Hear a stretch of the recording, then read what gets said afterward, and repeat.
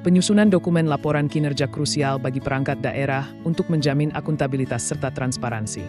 Sesuai Permen PNRB Nomor 53 Tahun 2014 mewajibkan instansi pemerintah melaporkan secara periodik sebagai bentuk pertanggungjawaban atas pencapaian strategis dan penggunaan anggaran.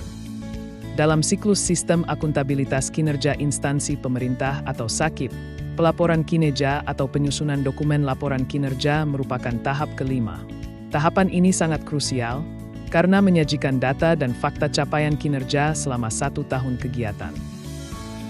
Tujuan pembelajaran pelatihan ini adalah peserta mampu menyusun dokumen laporan kinerja sesuai dengan lampiran 2, petunjuk teknis penyusunan LKIP, Peraturan Menteri Pendayagunaan Aparatur Negara dan Reformasi Birokrasi Nomor 53 Tahun 2014. Adapun indikator hasil belajar.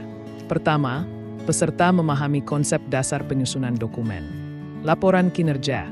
Kedua, peserta mampu mengidentifikasi komponen data pendukung dokumen laporan kinerja. Ketiga, peserta mampu menyusun laporan kinerja sesuai format lampiran 2 Permen PAN-RB Nomor 53 Tahun 2014. Bagian ke-1 Konsep Dasar Penyusunan Dokumen Laporan Kinerja. Dasar hukum SAKIP merujuk pada 6 regulasi, sedangkan penyusunan dokumen laporan kinerja merujuk pada Peraturan Menteri Negara Pendayagunaan Aparatur Negara dan Reformasi Birokrasi Nomor 53 Tahun 2014 tentang petunjuk teknis penyusunan perjanjian kinerja, pelaporan kinerja dan tata cara review atas laporan kinerja instansi pemerintah. Khusus Pemprov Banten memedomani Peraturan Gubernur Banten Nomor 42 Tahun 2018 tentang Sistem Akuntabilitas Kinerja Instansi Pemerintah.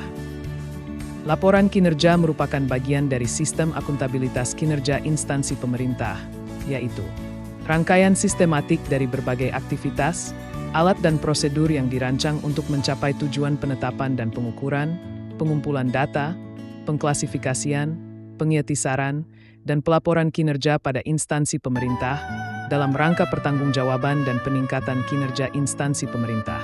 Sedangkan laporan kinerja adalah menginformasikan capaian kinerja yang telah dihasilkan unit kerja sesuai dengan target kinerja yang telah ditetapkan dalam dokumen perjanjian kinerja.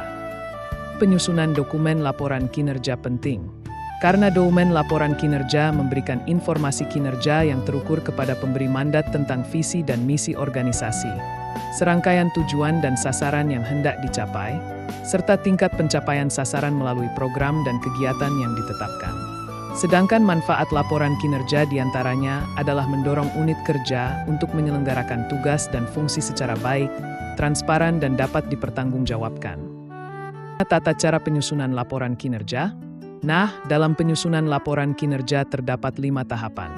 Tahapan pertama bagian perencanaan yaitu membuat DUMI atau konsep laporan kinerja.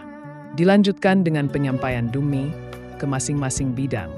Bagian ketiga adalah pengumpulan DUMI laporan kinerja yang telah dilengkapi dengan realisasi dan uraian analisis. Bagian keempat tim penyusuan LK melakukan kompilasi, penelaahan data kinerja. Tahapan terakhir adalah pembahasan finalisasi dengan bidang terkait data yang disajikan. Selanjutnya menyampaikan draft final ke inspektorat untuk dievaluasi. Bagian kedua dibahas video berikutnya.